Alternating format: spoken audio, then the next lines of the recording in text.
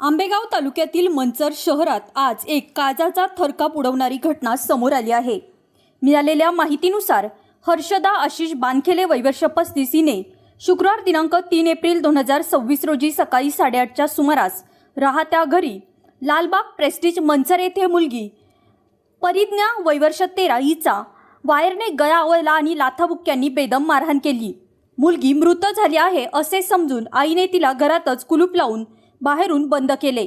त्यानंतर तिने 6 वर्षांचा मुलगा निहांत याला सोबत घेऊन तपनेश्वर मंदिरासमोरील विहिरीत उडी घेतली। या हृदयद्रावक घटनेत चिमुरड्या निहांतचा विहिरीत बुडून मृत्यू झाला तर आई बचावली आहे। मुलगी परिज्ञा ही सुदैवाने बचावली असून ती गंभीर जखमी आहे। या घटनेमुळे मंचर शहरात शोककळा पसरली असून परिसरात हळहळ व्यक्त केली जात आहे। पोलीस तपासात समोर आलेल्या प्राथमिक माहितीनुसार घरगुती प्रॉपर्टीच्या कारणावरून महिलेने हे टोकाचे पाऊल उचलले। आपल्याच रक्ताच्या नात्यावर असा जीवघेणा हल्ला केल्याने समाज मनातून संताप व्यक्त होत आहे।